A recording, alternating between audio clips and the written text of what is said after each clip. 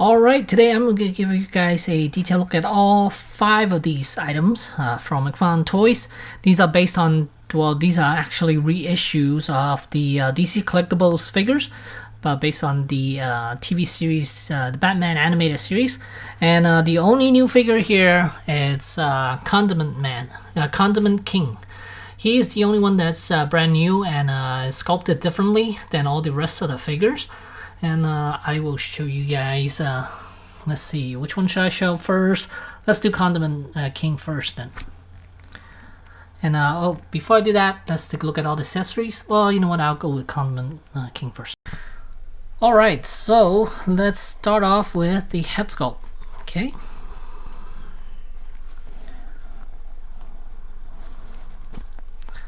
Looks good, really cool looking. And let's see, the first thing I notice, or everyone will notice, is how loose his legs are. The hips, they are ball jointed, but they are super loose. So I mean, look at how I guess, yeah, in person you'll notice how loose this thing is. But yeah, it's not the best.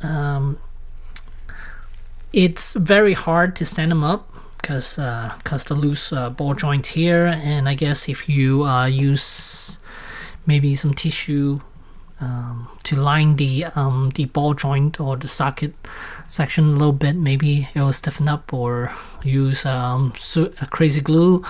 And I think some people use a shoe polish and stuff like that, but yeah, I'm most likely just gonna leave it as is.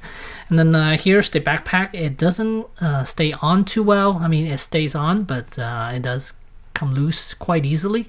It is pegged on with 2 pegs right back here, and then it is looped around his shoulder. And let's see, arms wise, swing out 360 definitely, and then single jointed elbow right here. It is ratcheting joints. Be careful with the wire right here. It's just fabric, so it won't break on you.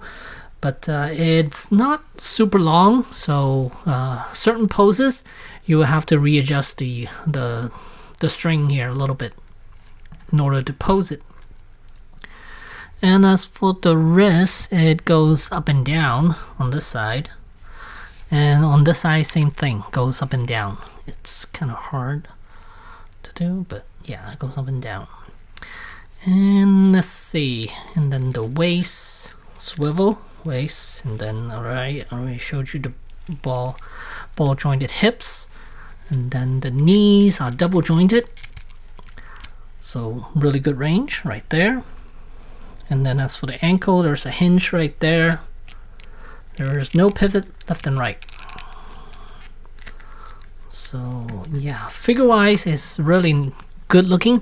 I'm glad they're making some obscure characters instead of just focusing on the main guys all over again. So yeah, it's a nice addition to the collection, I guess. Hopefully they'll make more with this line. And then head is on a ball joint. Forgot to show you that. But yeah, he's really cool looking. But yeah, again, hips are a little loose. And then as far as the paint job is concerned, I think they did a pretty good job with it. Nothing really terrible looking. I've seen one Batman on shelf. It was really bad. Paint bleeds everywhere.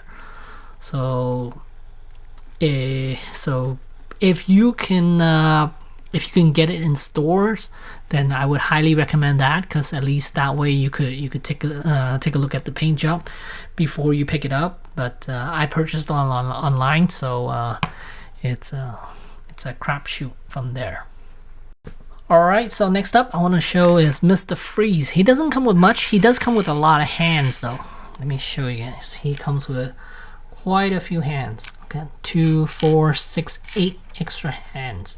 I believe that's how many he came with during the original release. So they didn't add any or subtract any accessories from this figure.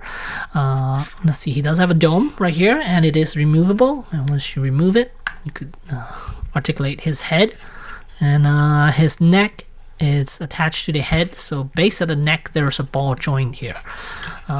Here's the canister back here, it is removable, it just pegs in, and then his articulation is very limited because of these shoulder pads or whatever you call these tubings. It does work. I mean, he could still swing out at an angle. You could have him look to the side to shoot someone. As for the elbow, there's it's only a swivel joint here, so that is something different here. Because there's no hinge whatsoever to go to move his arm up and down.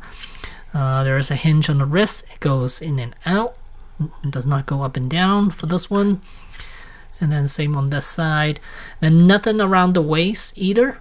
And then these T-joint crotch, which a lot of people don't like, but I'm okay with them.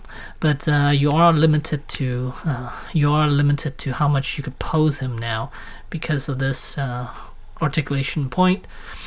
And his legs does not go up very high either. That's about how high it could go up. Knees is single joint, and then boot there's a swivel, and then toes is a single hinge, and it does not pivot left and right. So for the most part, he's just going to be standing and pointing his gun, and that's about it. And I did warm his under the armpit section up with a hair dryer to soften up the plastic a little bit, so I could get his arms down a little bit more. Because right now, look how nice his arms are. They're all straight down. I like that because initially I think they were out to at around here or so. I think it was swinging outward about there, which I wasn't a fan of, and then so I just end up heating up with the hair dryer, soften up the plastic, pull these arms down, and let it cool, and then now it's staying in place. So now his arms nicely rested on the side of his body. So let's put his helmet back on, and let's put his canister back here, and now we have a very cool looking Mr. Freeze. Alright, next up I want to show you guys is Scarecrow, and this is one of my favorite out of the whole wave. It comes with a human head sculpt right here, which I think they did back in the days as well too. Really good likeness, and they did do those comic shadow over the head a little bit.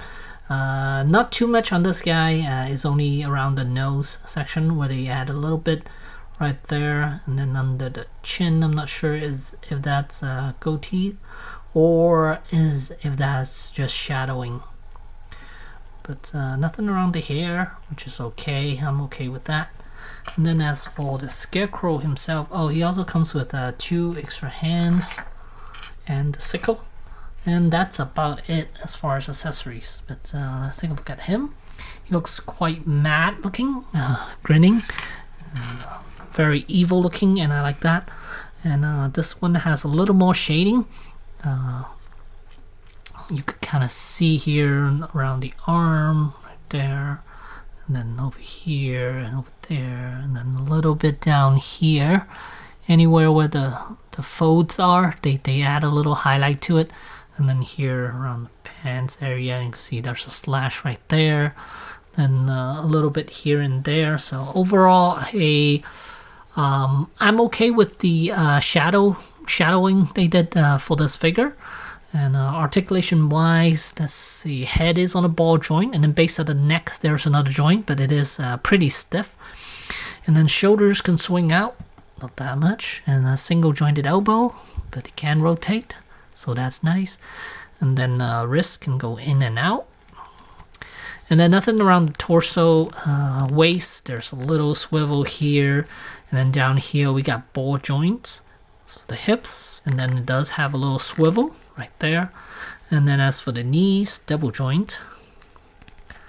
double jointed knees, and then ankle is a single hinge, and it does not pivot left and right.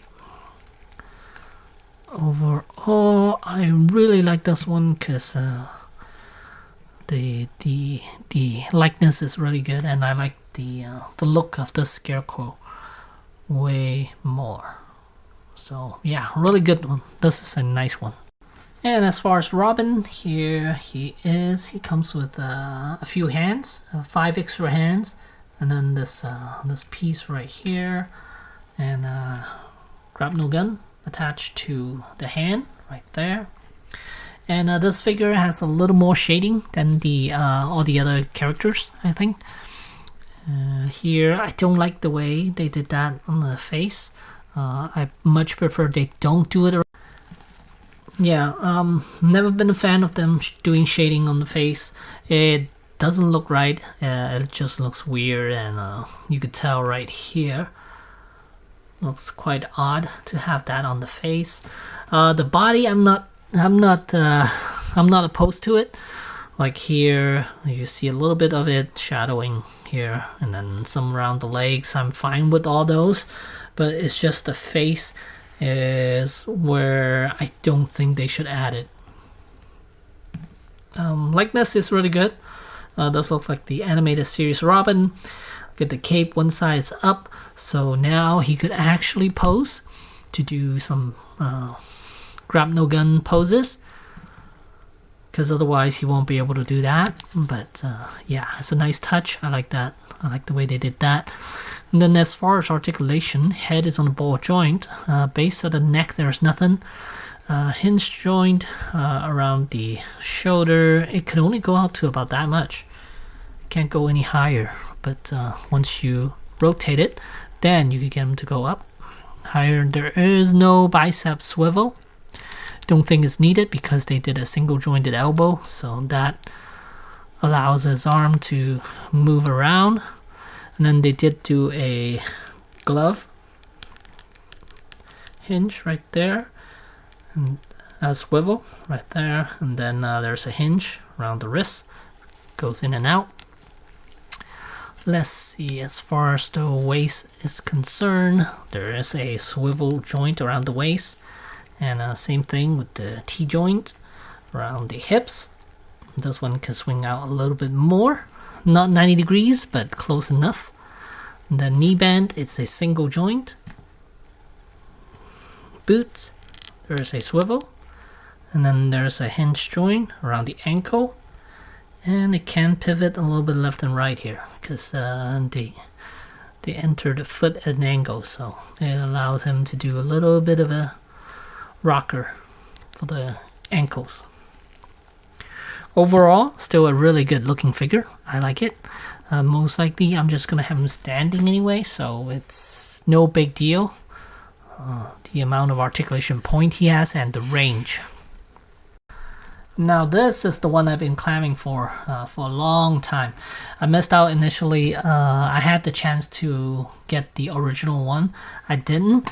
I've been kicking myself ever since, and now I got another opportunity to get it. Of course I'm going to jump on it. And here's the Batcycle from animated series.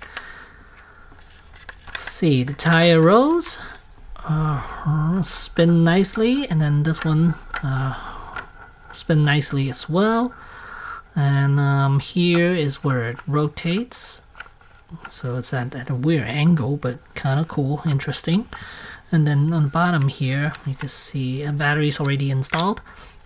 Pull the tab and then press the button, then you have a headlight right here, and then you can see the dash right there, and then there's a opening right here with a light.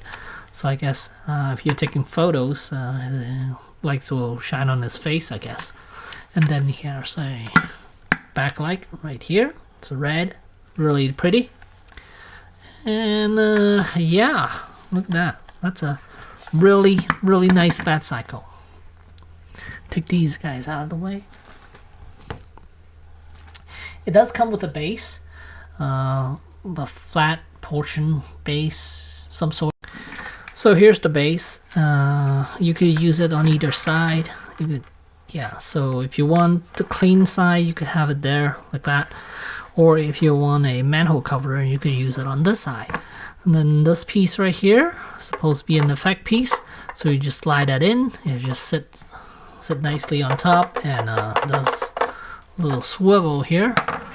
So what you want to do is just put the bike on here, so just like that. That's how you display this piece right here. Will I display it like this? Probably not, because he's very stable on the shelf anyways, so there's no need for that base at all. It just makes just give it a little more room than it needs. I don't have much room to begin with, so yeah. So there's the Batcycle, really pretty, and if you look at it, Batman sits on it really well, and he's looking at the front too. He's not looking down or anything like that, so that's nice. And he has a cloth cape. It's it looks like they glued two pieces together. I'm not quite sure whether that is the case or not, but it feels a little thick, like kind of paper fabric-ish, but it's not. It's pretty sturdy. Don't worry about it. It's not gonna tear on you or anything like that. But one side is black, one side is blue, really nice. And then you can see how he fits on here perfectly. His legs fits perfectly, and you can already see there are shadings on him. And the bike comes with this helmet. Well, if you don't get the bike, you won't get this helmet. I believe the original set also comes with a helmet. And I believe the original set comes with this Batman too. But with McFarlane, I think they took that apart and decided to release this as an individual figure. I'm okay with it. I mean, who cares? I mean, it's only a figure. But yeah, so if you don't want to buy the bike, you can still have this Batman. Oops, sorry. Having it too low. You guys can't see his face here. So here's the Batman, and here's the head sculpt. It's kind of hard to put it back on, so I'm just gonna leave it out. But I will show you guys the head sculpt right here. This Batman, it has a little bit of shading on the side here. Again, not a fan of that. It's a good head sculpt though. I like it. And then this one, here's the helmet. The bat helmet, and then you can see lots of shading throughout under the chest and side right here, all the black right there, and then side of his pants right here, and then some blues right here. This is the figure I saw at Target. I saw two of them. One of them was painted really bad, like here it was bleeding all over. So I went and picked this one up, and then because I ordered one online as well, because I didn't know whether that one's gonna turn out to be good or not, but it turned out to be okay as well. So I might return that one to Target, keeping this one because this one has the best paint job out of the bunch. But the symbol is a little off though. You can see right there, there's a little scuff, a little paint got chipped away. But still, overall, a really nice looking Batman. Yeah, shoulders can go up to about that much, and the head, good range, can go up. And then elbow single joint, so it can rotate, and the wrist goes in and out. And then here's the abdominal joint that this particular Batman comes with. It only there's only two notches, 1, 2. And no, it doesn't arch back anymore. And then as for the legs, these are ball jointed legs. Kind of hard to see. There's no thigh swivel on this one. Double jointed knees. And this one has swivel on the top of the boots and a single jointed knee. Single jointed ankle. Yeah. So good articulation for this guy as well, especially when he's riding the Batcycle. And this Batman comes with a few weapons as well. Comes with one hand with the grapnel gun, and then here's the grapnel gun by itself, and then a couple of other hands, and then a batarang as well.